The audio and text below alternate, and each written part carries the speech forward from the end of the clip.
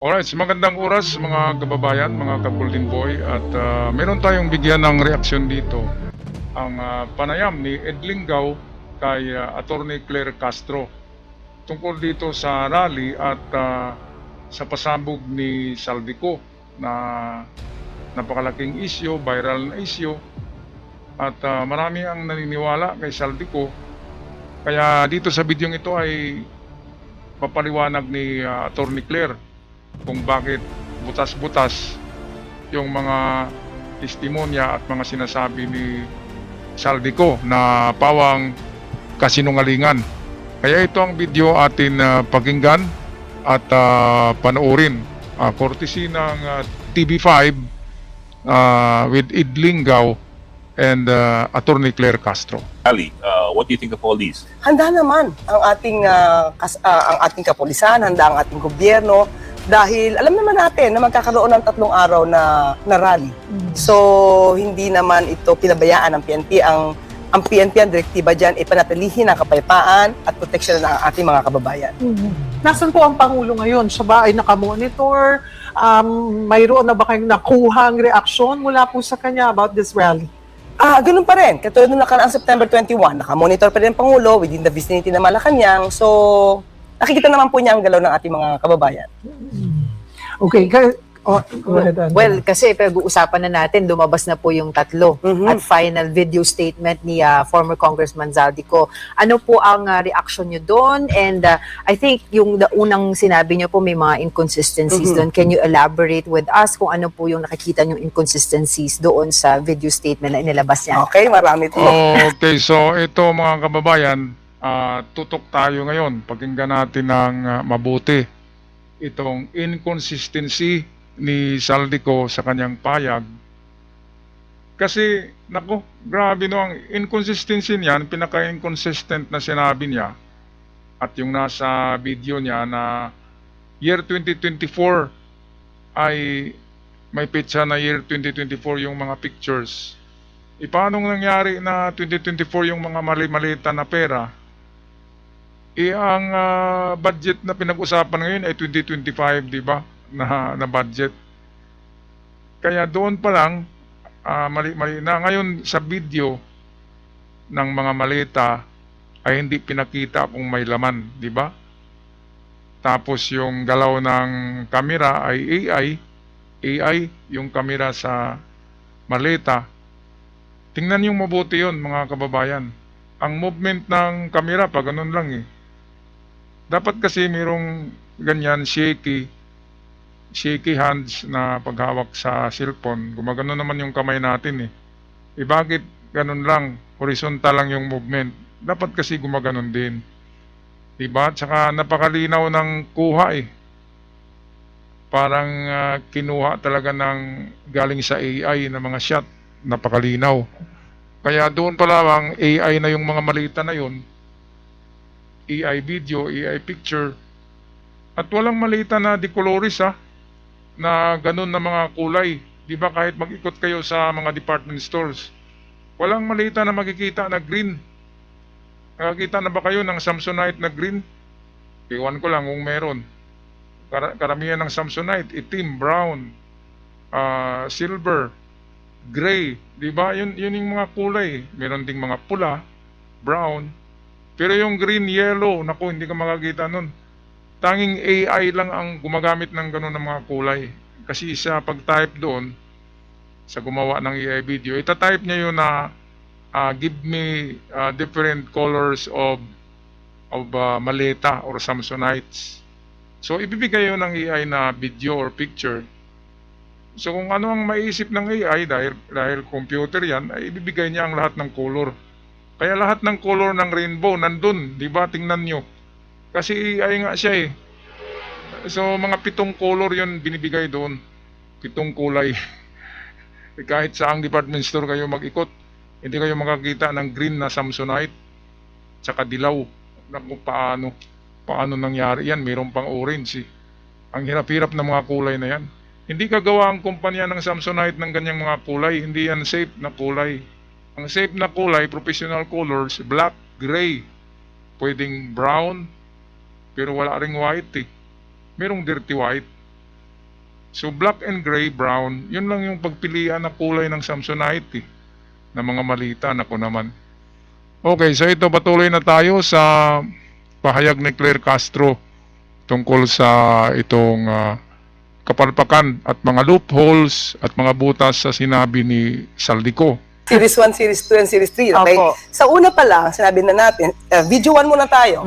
Sinabi niya na kailangan pa siyang utusan, di umano, ni Secretary Mina para maglagay ng insertion. Samantalang may power naman na yung ehekutibo na gumawa mismo ng proposed budget. So, ba't kailangan tapikin pa siya? Sabi nga nila, hindi ka na kailangan tapikin para sa insertions. Pwede na ipasok yan sa NEP. Di ba? Kasi may kapangyarihan naman sila. Kung ayaw yung tanggapin yung proposed budget nila, di huwag niyong payagan. Pero nandun pwede nang isingit doon kung ano yung gustong isingit ng Pangulo. So, nasa NEP. Pangalawa, ang sinabi niya, bago magsimula ang BICAM conference, kinausap siya ni Secretary Mina. Pero doon sa video 2, kung mapapansin ninyo, sinabi niya na yung maleta na pinadala niya, unang-unang maleta lang yon. Walang anumang ebidensya doon, kundi maleta. Meron mga dates. Ito, very important ito May mga dates siyang inilagay doon. Merong dates na January 2024 hanggang November 2024. Pero doon sa una niyang video 1, ang sabi niya, nag-umpisa silang mag-usap ni Secretary Mina, di umano, bago mag-start ang BICAM conference. Nag-start ang BICAM conference for the 2025 budget. November 2024. Tama, So, paano ka makakapag-deliver di umano ng mga maletang yan as early as January 2024 hanggang November 2024? Wala pa ikaw pagkukuha na ng pera from the 2025 budget. Pangalawa, Tama. naglagay naman siya ng date na January 2025, March and May 2025. Pero tandaan natin, as early as January 13, 2025, vacant na yung position, kaya nagkaroon ng panibago na chair ng Appropriations Committee sa House. Wala So na siya. kung wala ka ng power, how could you do that na mag-deliver ka ng maleta ng 2025? Wala ka Tama. ng power. So, and at the same time, sabi niya, 100 billion ang pinili to insert. Mali-mali. Hindi ba taliwas yun sa ginawa ng Pangulo na 194 billion pa ang kanyang nabito. vinito? So para bang papalagay ka ng 100 billion pero magtatanggal ka ng 194 billion? At ngayon, itong pinaka-third niya, sinabi niya nag-deliver sila o nagbigay sila ng 56 billion. Bakit ang sabi niya sa video 1, ay video 2, 100 billion? Out of the 100 billion, may 25%. So dapat 25 billion. Ano niya masasabi ngayon na 56 billion, nag-abono pa siya. So ang dami-daming inconsistencies na sana yung mga kababayan natin na bukas yung isip, hindi mga blind followers ng kung sino-sino, mabuksan yung isip nila na itong mga sinasabi ni Saldico ay pawang kasinungalingan, walang ebidensya, tahi-tahi, at yung sinasabing expose na mukhang ayon sa kanyang at mga kaalyado, expose, naging comedy series na, dahil katawa-tawa talaga. Talagang katawa-tawa yan, mga kababayan, sa mga intelihenteng tao. Pero doon sa mahihinang pangunawa, akala nila totoo talaga yan. Katulad dito sa kapitbahay ko, umaga pa, sigaw ng sigaw na na totoo daw tong sinabi ni Saldico. Kung totoo yan, sinabi ni Saldico, dapat sinalin niya yung sarili niya. Dapat sinabi rin niya na ako rin, nagnakaw ako Kasi nakabili ako ng condominiums na marami, nakabili ako ng yate, nakabili ako ng sports car, luxury cars, nakabili ako ng helicopters, 3, at nakabili ako ng jet plane, 4. Napakarami nun. Saan siya kumuha ng pera, mga kababayan, di ba? Kaya, diyan natin malalaman na si Saldico ay targeted yung kanyang expose. Targeted, tinatarget niya talaga si PBBM. Bakit hindi niya targetin si Escudero? Mas malaki yung insertion ni Escudero, 142 billion Di ba? Mga kababayan. At saka may president budget sa NEP. Si BP Sara nga, mayroong 700 million na budget ngayon. Ngayong 2026, approved na. Walang ginagawa Ikaw bang magiging presidente? Siyempre, meron kang malaking budget kasi presidente ka, mga kababayan. Ang masama diyan ay nagtuturo si Saldico pero hindi niya tinuturo yung ibang magnanakaw at hindi din siya umamin na siya rin ay nagkasala.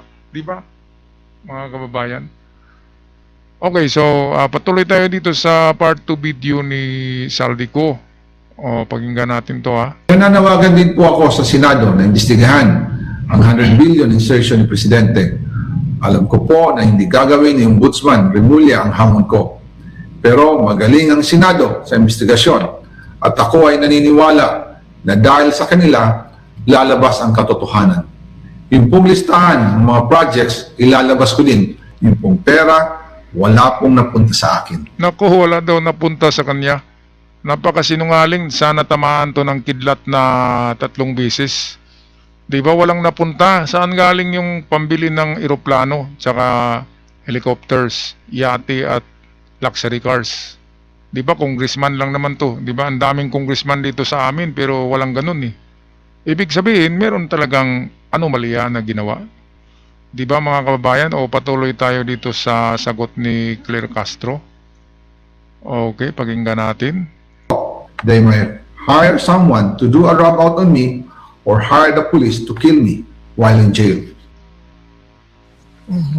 Alright, yan po yung part 3 ng kanyang video. At doon sa post, Teka, gumagawa siya ng kwento na papatayin daw siya pag umuwi. Paano siya patayin? Sa airport, salubungin na siya doon ng escort ng gobyerno at dalhin siya doon sa Blue Ribbon. At merong mga military police sa Blue Ribbon. Babantayan siya doon. At saka hindi yan gagawin ni PBBM. Kung may babaril sa kanya, ituturo si PBBM. Matutulad yan kay Ninoy Aquino, kay Benigno, at tinuro si Marcos, kahit na hindi si Marcos ang nag-utos. Di ba? Alam niyo ba kung sino yung mastermind talaga sa pag-assassinate kay Benigno? Hindi Pilipino, makapangyarihan na bansa, na tao. Kaya kahit umupo na si Cory Aquino, hindi niya na-solve kung sino ang mastermind. Kasi nang malaman nila na ang nasa dulo ay napakalakas na bansa, makapangyarihan, tumigil na sila sa investigasyon, si Cory Aquino. At walang nakulong doon sa ano. Kasi ang mastermind doon ay hindi mo pwedeng banggain yon. Hindi pwede. Yun ang pinaka-powerful na hindi natin sasabihin. Baka maano pa tayo. Diba? So ito, sinabi ni Saldico, babarilin daw siya. Sino namang babaril sa kanya? Talagang ipakulong siya ni Remulla ng ombudsman kasi merong sariling investigasyon ng ombudsman eh. Pwedeng si Remulla lang ang aaksyon dyan. Kulong yan eh. Sigurado. Ngayon sabi ni Saldico, magaling daw yung senador o senador. Magaling daw yung senado kasi nandun yung mga magnanakaw na kapanalig niya, di ba? Si Escudero, sino pa ba? Si Jinggoy. Marami doon, di ba? Si Villanueva. At yung author ng ng Gutisa, sino bang senador ang author nun? Ayun yung sinabi niya na matalino. Di ba? Nagtalinuhan lang. Hindi natin babanggitin yung pangalan. Baka matuklaw tayo eh. Mukhang kobra eh. Okay, so ito. Patuloy tayo sa pangatlong video na to ni pangatlong video daw ni Saldico.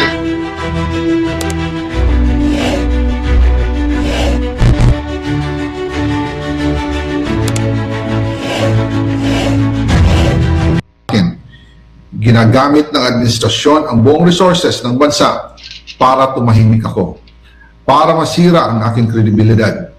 Darami din ang banta sa buhay ko at ng aking pamilya. March 2025 pa lang, si Speaker ay nagpaparinig na sa akin sa aming meeting that he will shoot me if I will talk. They may hire someone to do a rub out on me or hire the police to kill me while in jail. alright, yan po yung part 3 ng kanyang video. At doon sa post sa kanyang FB page, kasi sabi niya marami pa siyang ilalabas eh. Pero ang kanyang pagkakapost ay huling bahagi ng aking paliwanag.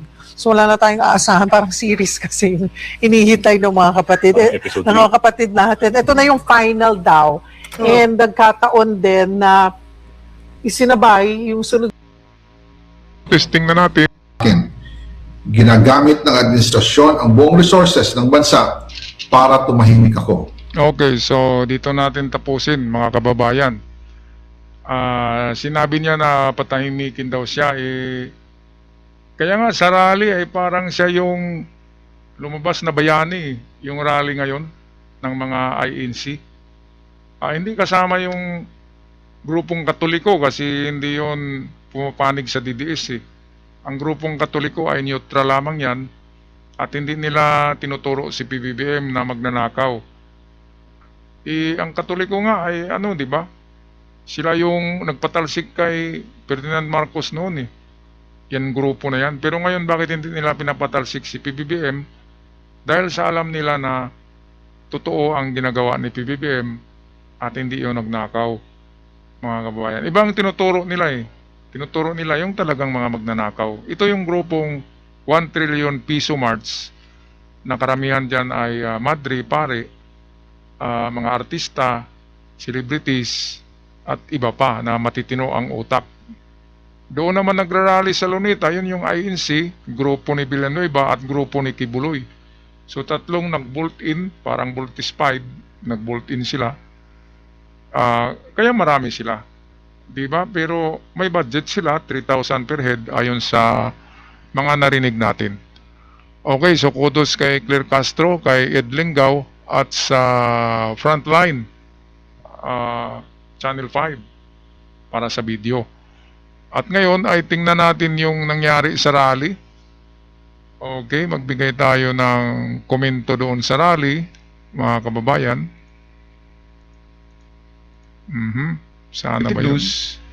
At dito ay atin titingnan ang mga komento kung GMA ito di ba? National TV at neutral lamang ang GMA. Ngayon, tingnan natin sa komento ng netizens kung marami ba talaga ang naniniwala dyan sa rally na yan. Dahil dalawang faksyon yung rally. Yung nasa shrine, yun yung mga legit na nagra-rally. Yun yung 1 trillion.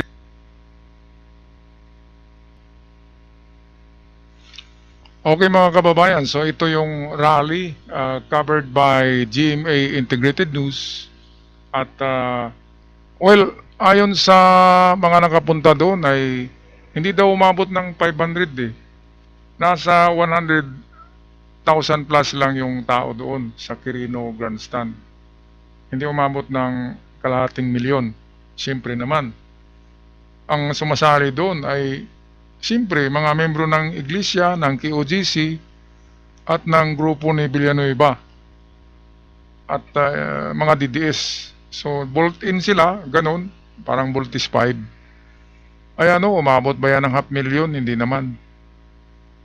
Okay, kaya atin tingnan ang mga komento nila mga kababayan Atin basahin ang mga komento dito.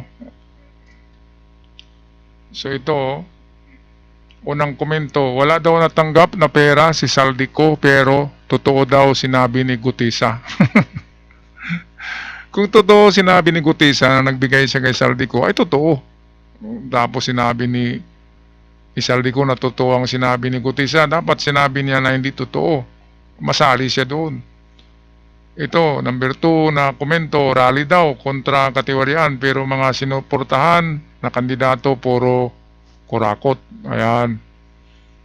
Sana ang rally para sa maayos na pagbabago. Ayan, tama yan. Parusahan mo, Panginoon. Ayan, patay na. Ito, sana yung mga nakulong na, huwag na ibuto. Tama naman. Linisin mga kalat pagkatapos ng rally. Ayan. Maglinis kayo pagkatapos ng rally. Ayan, kasi marumi. Marami na lakad ng lakad, dinahanap yung nagbabayad. Kasi alam naman natin 3,000 per head Kasi 3 araw, kaya 1,000 isang araw, 3,000 lahat. Pwede na yan, pambili ng bigas, di ba? Sa mga walang trabaho. So dito naman kay Papoy, mga member ng ANC, mga uto-uto, si Manalo ang pumili kung sinong ibubuto. Ayan, uto-uto daw kayo, mga ANC. Kaya wag na kayong sumunod yan kay Manalo. Pinagpirahan lang kayo Ito, pag may nagsisigaw nasa stage PBBM resign, alams na DDS. Yan. Sana linisin nila ang Lunita. Ayan, ito. Since I was a kid 40 years ago, the same people running our country now, they're still in power. We wanted it. Ayan, neutral lang siya, neutral. Ito, mga Pilipino din nagpapauto sa ilang nakikinabang. Totoo. Si Mary Grace Piatos, at tanungin nyo ang transparency niya sa kanyang confidential. Tama naman. Bakit si PBBM palagi tinuturo? Hindi naman si PBBM ang nagnakaw, klarong-klaro yan. Ito, picnic pa more, tubig soft drinks, burger po kayo dyan. Ay, nako. Wala talagang isang DDS sa komento, no? Dito sa GMA. Sana linisin nila ang kanilang kalat. Ito, walang alisan dyan, ha? Walang alisan. 3 araw, eh. Talagang mga ngamoy ang grandstand yan, ang Lunita. Mga ngamoy yan kasi diyan natataiyan sa mga sa gilid-gilid lang, eh. Paggabi, di ba? Pag madilim. INC is not a religion, it is a political tool. Tama yan kasi kung sa panahon ni doon sila pumapanig kay Marcos noon, eh. Ngayon ay dahil hindi sila pinagbigyan ni PBBM ay bumaliktad. Ito, saya ni Sara na mga nauto nila. Ay, daming ang nauto, eh. Kalat na naman. Ito, declare martial law. Ayan. Ito, BBM, ingat. Kailangan ka ng bansang Pilipinas. Ito, nagsanib puwersa ang mga kulto. Linis after nyo dyan, ha. Ito, gusto nila matanggal si PBBM para wala na silang kasong wala kaso kapag si Sara papalit. Tama. Kapag si Sara ang uupo, absuelto lahat, pati si Bato, pati si Digong pwede na makauwi sa Pilipinas. Kaya yun talaga ang gusto nilang makaupo na ngayon si BP Sara bago masintensyahan si Digong sa dahig. Hindi na sila makapaghintay ng 2028, eh. Kasi si Digong ang inaano nila, na makauwi na. Kaya kailangan makaupo si BP Sara. Yun ang niyan, katotohanan. Ito, maniniwala ako sa inyong pinaglaban kung walang mga politiko. Tama. Mga protektor ng korap, sigurado pro-China, kasabwat sa korupsyon. Ayan. So, lahat dito, ito, sobrang bulgaran na kung sino ang involved. Kawawa, pero dapat totally baguhin ang sistema. Ayan. Si PBBM nga ang nag-umpisang magsiwalat niyan, para mabago ang sistema. At kailangan merong makulong para matakot na ang susunod na henerasyon ng mga magnanakaw.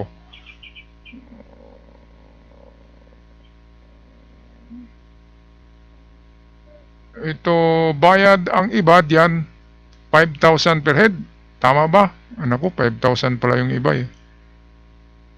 Ito, so, wala talaga, eh. Kahit dito sa susunod, kulto yan. INC, ayan. Maagang magtipon-tipon, protektor ng mga korap. Wala talagang DDS na nakapasok dito sa GMA News na ito, eh. O ibig sabihin, dahil walang nag-comment dito na DDS, ibig sabihin ay marami na ang nabuksan na isip. At yung mga sumasama lang talaga diyan sa rally, yan yung mga diehard, mga hardcore na followers ng DDS nila na puon at ng kanilang mga leader sa kanilang simbahan. Alright, so ako'y magpaalam na. Maraming salamat mga kaibigan, mga ka-Golden Boy, at paki-comment na lang sa ating comment section sa inyong gustong sabihin sa komento. At ako'y magpaalam na. Huwag kalimutan mag-subscribe dito sa ating channel Golden Boy, at request ko lang ay bisitahin niyo yung channel ko na The Art Lover Millennials. Kasi doon na ako lumipat kasi ang channel natin na Golden Boy ay nakakompromiso na ito dahil sa mga trolls ng China ay binanatan tayo, kaya na-suspended tayo ng YouTube. Pwede pa akong mag-upload pero wala na itong monetization. Hindi na ako part ng YPP ng YouTube. Hindi na ako partner. Kaya doon ako lumipat sa isang channel. Nag-upload din ako doon araw-araw. Para makapag-komento pa rin tayo tungkol sa nangyayari at atin maprotektahan ng ating mahal na presidente, kasi kukunti lang talaga ang nagipaglaban kay PBBM na mga vlogger, karamihan talaga DDS eh. Wala tayong magawa. Yan ay kung ano man ang kagustuhan ng Panginoon, ayun yung mangyayari. Thy will be done. Diba, mga kababayan? Kung magpaalam na hanggang sa muli, maraming salamat.